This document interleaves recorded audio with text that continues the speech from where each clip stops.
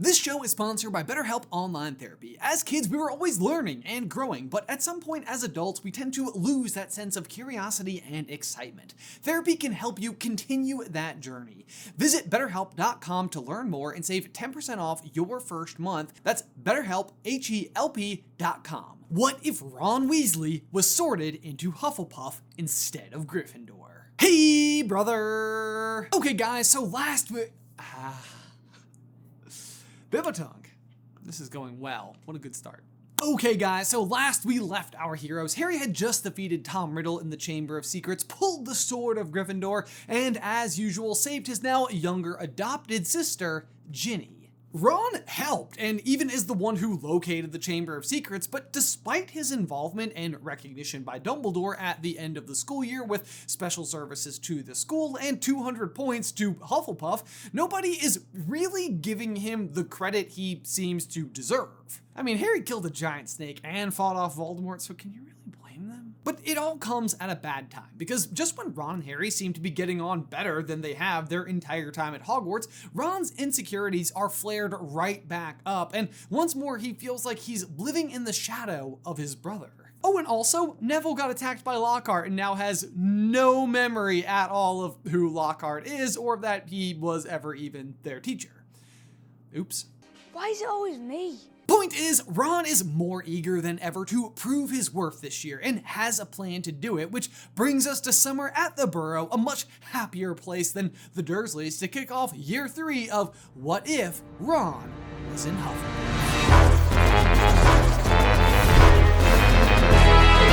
Hey, brother! Okay, so let's kick off with some rather disfortunate news. Yes, I know that's not the right way to say it. Obviously, Harry does not spend this year at the Dursleys, which is of course great news for him, but it's also good news for Aunt Marge, and I simply cannot abide by that at all. Because it means that this puppy drowning wench, am I allowed to say that? Does not get hot air ballooned and instead just has, what, a normal fun visit to her brothers? Ugh. Gross. Freaking idiot. I suppose if it spares Harry some trouble, it's okay, but still. Either way, that also means Harry never flees the house to go on the run and therefore does not encounter Sirius on Magnolia Crescent or accidentally call the night bus or spend several weeks living alone at the Leaky Cauldron. The potentially more impactful question is, though, what about his Hogsmeade form? Now, the first half of Harry's summer is way better than usual because he's at the Weasleys the entire time hanging out with his brothers and sister, living it up Quidditch style. Of course, they can't do a heck of a lot of seeker practice, but Harry, Ron, Fred, and George play a lot of two-a-side Quidditch, one keeper, one chaser, and as you can imagine, between 4 brothers, things get very competitive. In fact, after several weeks, Ron and Harry agree to a keeping bet. Fred and George will each take turns shooting on them, and whoever stops more shots wins, and the loser has to wear the house badge of the winner for the rest of the summer. It's kind of like Quidditch tryouts in year 6, and Harry happily agrees since he has an obvious advantage, his Nimbus 2000. This turns out not to be the advantage that he thinks it is. Keeping is more about feeling and reading your opponent. A fast broom might help you make a better save if you go the right way, but if you fall for a feint, there just simply isn't enough time to react. And that said, Harry still has very good instincts and manages to stop 4 of George's shots. But then to Fred, George, and Harry's surprise, Ron reads every shot perfectly and stops all 5 of Fred's, and thus Harry must spend the rest of the summer sporting a Hufflepuff badge every day. And the rest of the summer, much to even more of the Weasley surprise, is spent in Egypt after they win the lottery draw. 700 galleons, woohoo! And what fun they all have exploring crypts, seeing mutant skeletons, buying souvenir pocket sneakoscopes, watching said sneakoscope go off when Fred and George put beetles into Percy's soup. It's a grand old time! Until earlier in their trip, some rather frightening news hits the Daily Prophet. Sirius Black has broken out of Azkaban prison. Dun dun dun! Obviously, Molly and Arthur immediately start freaking out as they quickly jump to the conclusion that their son is likely his target, but as usual, refrain from telling him the whole truth, fearing that Harry would go looking for Sirius Black. They do decide, however, that Hogwarts is probably the safest place for Harry, and in the meantime, keeping him in as publicly crowded places and away from their home where Black might be able to find him is the smartest move. So, after just a single night back at home from Egypt, they decide to live out the final few days of summer at the Leaky Cauldron, trusting in the safety of numbers and the Ministry's ability to secretly help guard Harry while he's there. On the morning of their departure by Floo Platter, though, Harry steps into the grate, throws his powder down, and shouts, "Diagon Alley!" And in the brief moment before he's spun out of the burrow, thinks he sees the form of a massive black dog outside of the Weasleys' window. Sirius usually tries to see Harry before heading to Hogwarts, but this time he can try and make it like one easy stop, since Peter and Harry are both at the burrow. Unfortunately for him, the Weasley strategy pays off and Peter is safe in Diagon Alley for the rest of the summer. But still not that safe. As usual, they encounter Hermione, who buys Crookshanks, who immediately begins tormenting Scabbers. Also, I think Neville shows up one day to buy books with Harry and Hermione and remarks how odd it is that they haven't needed a new Defense Against the Dark Arts textbook since year 1, to which Harry and Hermione are like, Neville, we had 7 new books last year. Whilst in Diagon Alley, everybody also has the opportunity to gawk appreciatively at the firebolt and hunkers down at the Leaky Cauldron to finish off the summer. And now you might wonder if Hermione would still stay with the Weasleys if Hermione and Ron aren't as good of pals this time around, but don't forget, Harry is their son as well, so really they are extending the exact same courtesy that they always do, it's just for Harry instead of Ron. Which, by the way, doesn't that sound familiar? Before heading off, though, Mr. Weasley still tells Harry and Ron that Black is likely hunting Harry and that he needs to be safe at school.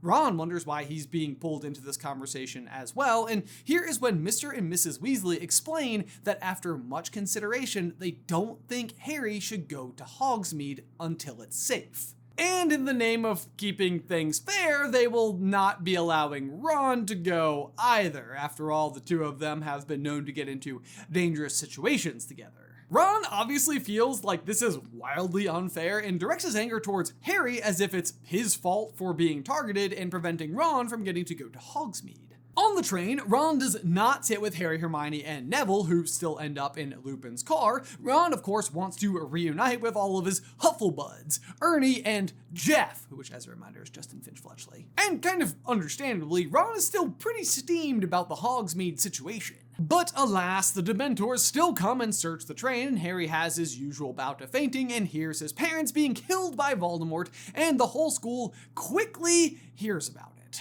And you might think that Ron would privately enjoy this information, but he does remember the Mirror of Erised, and it's a fresh reminder for him that Harry's life is not some constant glorious moment in the sunlight. What Ron doesn't mind, however, is that because of the fainting, Harry and Hermione get pulled aside and miss the opening feast. It's not a huge deal, but it does mean that Harry misses seeing Ron sitting with a new friend from the train over at the Hufflepuff table. Who could that be? Past that, though, the first week is what you'd expect, care of magical creatures with Hagrid, the new professor who is teaching about hippogriffs, but Ron is not there for the Malfoy incident because Gryffindor has that class with Slytherin. Actually, as a result, Ron doesn't get to interact with the hippogriffs at all since Hagrid immediately abandons the plan after his first class goes just so badly.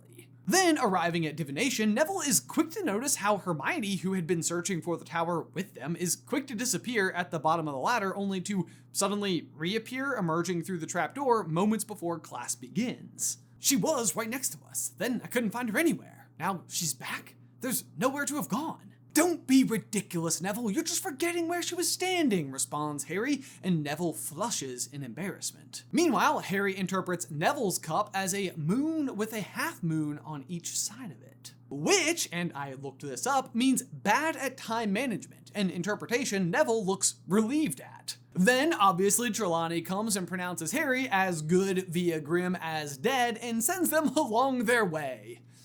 What a great first day of class. Harry laughs it off, though, with Neville and Hermione, but can't help but recall the sighting of the dog outside the window before he left the burrow. Had it really been there? Yes, it had. During the rest of the week, Malfoy continues to feign injury from Buckbeak, and Harry has his first defense against the Dark Arts class with Lupin. It goes exactly as you might expect, except Neville's fear is different. Rather than Snape emerging, it's... Me.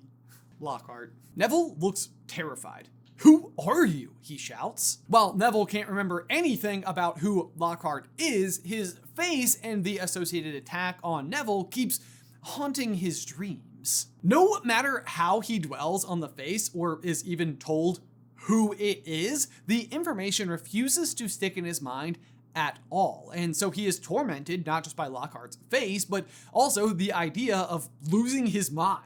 The rest of the class laughs at the sight of Lockhart as Neville's fear, which stuns the boggart long enough for Lupin to coach Neville through the situation, and he successfully transforms the Beau Gilderoy into Snape wearing his grandmother's clothes, because, I mean, why would we even change that? We're not cutting you any breaks, Snape. None. Lupin then blocks Harry from facing the boggart and sees the glowing orb, yada yada yada, you know the rest. Speaking of the rest, we have plenty left to go, but need to take a brief pause for today's sponsor, MeUndies. Y'all, tour season is just around the corner for us here at SuperCarlinBrothers, which means tons of fun meeting members of the wonderful community, but the lesser seen aspect is the hours upon hours planted on our butts driving. So more than ever, comfort is king. But the good news is, I've personally got a whole underbritches drawer coming with me packed with nothing but breathable, comfortable, micromodal fabric woven MeUndies. I describe the sensation as cloud-like, but in fact, I actually think it goes one step further. MeUndies are the kind of comfort that clouds hope they can grow up to be someday. Plus, these cuts come in over 100 different colors and prints ranging from simple black to all over dinosaurs. Why you do anything but all dinosaurs is up to you, but it's still my personal recommendation. Y'all, be your most comfortable self this fall with MeUndies. Get 20% off your first order plus free shipping at MeUndies.com/super. That's MeUndies.com/super for 20% off plus free shipping. MeUndies, comfort from the outside in. And as the school year gets underway, so do Quidditch tryouts, and an eager Oliver Wood books the pitch early for practice, only to discover the Hufflepuffs are there as well. Diggory, what are you doing? We booked the pitch. Oh, hey there, Oliver. Gosh, I hope I'm not causing too much of a fuss. I booked the pitch for practice today. I know it might be a bit of an inconvenience for you and your team, eh? But I did check with Professor McGonagall and Professor Sprout, and they both said it was all clear on my end. Honest mistake, I'm sure. I wouldn't want to step on your toes or anything like that. We have apparently made Cedric Diggory Canadian, and I don't hate it. He hands a note to Oliver, signed off by the heads of houses, explaining the situation, and literal steam is coming out of Oliver's ears. If you want, we could try to figure out a way to share the field to take turns, eh? I mean, I wouldn't want to leave you and the Gryffindors in a tough spot. We're all just trying to do our best out here, right? Looking straight through that kindness, Oliver responds, "You've got a new keeper then. Who is it?" And from behind the taller Cedric steps Ron. The rest of the Gryffindors turn to Harry, Fred, and George, who are just as surprised as anyone else. "See you there then, boys and girls," says Cedric as he and the Hufflepuffs mount their brooms and begin warming up. Oliver watches aghast as Ron makes several impressive saves almost right away. "We think you're good too, Oliver," says George. "Spanking good keeper," says Fred. Those are canon remarks that were too good to leave out. Harry actually watches on proudly as Ron deftly spun to block a particularly difficult shot through his rightmost hoop, knowing that their training all summer had apparently paid off, but was surprised that Ron hadn't mentioned wanting to try out for the team. Either way, Ron's confidence is palpable in the weeks that follow as he's begun to get a bit of recognition from the rest of his house for securing the open position on the team. It turns out that while everyone else was giving Harry most of the credit for the Chamber of Secrets last year, his house had remembered him. And all was well as the school marched towards the Halloween feast until the morning of Halloween itself, when the first Hogsmeade visit was set to take place. While excited murmurs filled the Great Hall, both Harry and Ron stared blankly at their breakfast, knowing that they'd be stuck alone back at the castle whilst everyone else enjoys the trip to town. Harry, to his credit, tried to talk to Ron and congratulate him about the Quidditch team, but Ron still blames him for not being allowed to go into town, so they spend the day apart, and Harry finds himself in Lupin's office, where they discuss fear and Dementors. That suggests that what you fear the most is fear itself. This is very wise. The rest of the day, though, does turn around for the Halloween feast, where everything is delicious, but afterwards, the castle is put on lockdown as it's discovered that the barrels of vinegar outside the Hufflepuff common room have been destroyed by Sirius Black. In case you're not aware, the way that you get into the Hufflepuff common room is by tapping a barrel next to the entrance in just the right spot to the tune of Helga Hufflepuff. Did I do that right? Yeah. My Hufflepuffs out there? Right cadence?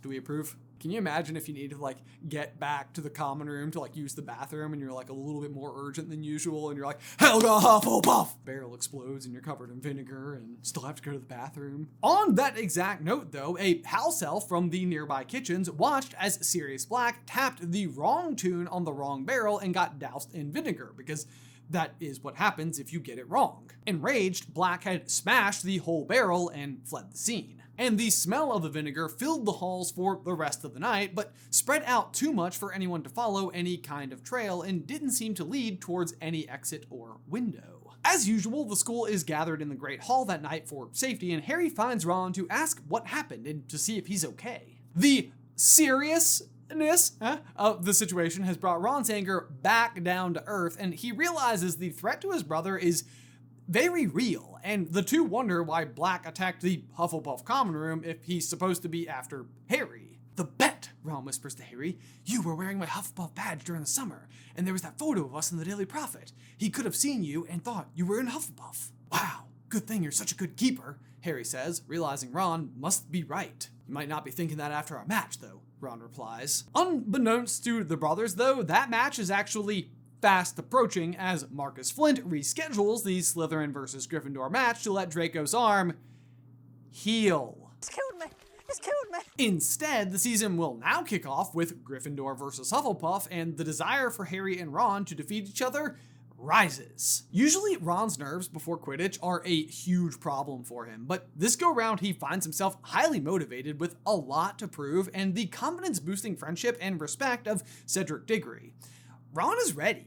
And then as the match kicks off in a thunderstorm, he proves just that. Ron is a key part of Cedric's plan. He expects the weather will make the snitch much harder to catch, so if Ron can keep the Gryffindor chasers at bay, hopefully Hufflepuff can build up enough of a lead to make Harry irrelevant. This strategy plays out extremely well. Harry's glasses are fogged by the rain for a good portion of the start, and the snitch is nowhere in sight, and neither is Gryffindor on the scoreboard. And it's not that they're not getting looks, it's just that Ron is blocking them all, and the score quickly jumps to 120-0 when Wood calls a timeout. This is where Hermione finally shows up and reminds them that they can do magic and waterproofs Harry's glasses, a game changer, but it won't matter if Harry can't find the snitch before Hufflepuff scores 3 more times. Harry returns to the sky with renewed vigor and vision. Angelina shoots, blocked. Harry circles the field again.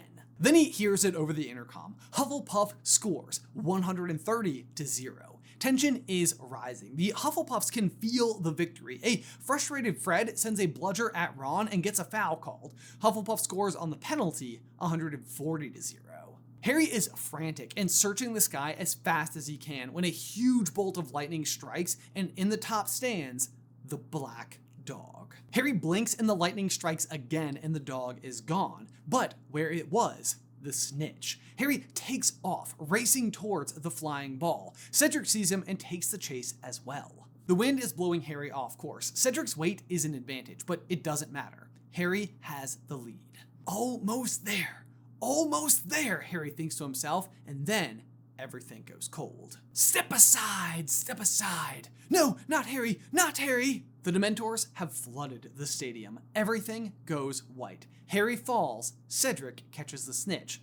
Hufflepuff wins. But as per always, Harry's Nimbus is blown right into the Whomping Willow where it is destroyed, and he wakes up surrounded by his team in the hospital wing. This should otherwise be a huge win for Ron, who played absolutely lights out, but one way or another, the game has an asterisk placed against it because even by Cedric's own admission, Harry would have captured the snitch had the Dementors not impeded with the match. Poor Ron, hopefully things start looking up for him soon, though if I'm being honest, I kind of doubt it. At least he's got Cedric. For now. The lost match to Hufflepuff also lights a pretty big fire under Harry as well, who then seeks out Lupin to help him find a way to combat the Dementors should it be a problem in a future match. And as ever, Lupin promises to teach him after the break for the winter holidays. Before we get to Christmas though, we do still have a couple of big events left. The first thing happens super off page in the main story, but in the wake of everyone discussing Gryffindor's loss to Hufflepuff as a fluke, Ron's confidence is absolutely rocked. And as such, in his next match, and now I'm quoting from the main story, Ravenclaw flattened Hufflepuff. That's tough, buddy. Hopefully Ron's not eventually upset about the fact that Harry likes Jo, who just beat him at Quidditch, and then ends up dating Cedric, who ends up... Guys. Who's to say where the story is going to go? But then there's also one more Hogsmeade weekend on the horizon, and notably, it's usually Harry being the target of Sirius Black and the recent incident on the Quidditch pitch / the loss to Hufflepuff, and Harry's inability to go to Hogsmeade that leads Fred and George to bequeathing the Marauders map to him. And the same holds true on this particular instance, except we must not forget that this go around, Ron is also not permitted to Hogsmeade, and also just lost the Quidditch match. Embarrassingly. So, upon receiving the map and knowing that Ron also can't go, Harry immediately seeks him out to share the news and invite him along. Ron is crushed that Fred and George thought to give it to Harry over himself, especially when he's also been having a rough go of things. But he also can't resist the temptation to explore the secret passage out of the castle and catch a glimpse of Honeydukes and the Three Broomsticks. So together, the boys overhear Fudge and company discussing Sirius and how he was best friends with James and Lily and how he ultimately betrayed them. Ron sees the look of despair on Harry's face, who is just rendered speechless. Despite trying to help, Harry remains completely silent all the way back to the castle. Which, in case you need a refresher, that's like a 50-minute underground walk. And this speeds us along to Christmas morning, where Harry's spirits are lifted a little bit when he is unexpectedly gifted a firebolt with no note. Even with as few people as remain in the castle, the word about the firebolt travels like a firebolt, and before long, Ron hears the news. And so he quickly pulls Harry aside to hear more about it and who it came from when Harry explains that he doesn't know. You don't know who sent it? Ron asked, brow furrowed. No idea, but I've got to run, responds Harry, and Ron watches him take off up the marble staircase with a growing look of concern. Later that night is the Christmas feast, where Harry can't help but notice that Ron won't make eye contact with him. Worried, Harry heads back to Gryffindor Tower to distract himself by inspecting the firebolt when, unexpectedly, not only McGonagall, who Harry had rarely ever seen in the common room before, enters, followed by none other than Ron. So that's it, is it? Said Professor McGonagall beadily, walking over to the fireside and staring at the firebolt. Mr. Weasley has just informed me that you have been sent a broomstick, Potter. 2 words. Uh-oh. Y'all, amazingly, that brings us to the end of part 3 of What If Ron Was in Hufflepuff. Hope you guys are enjoying the ride so far. If you want to check out the next installment as of next week, that will be available right over here. But otherwise, guys, until next time, bye!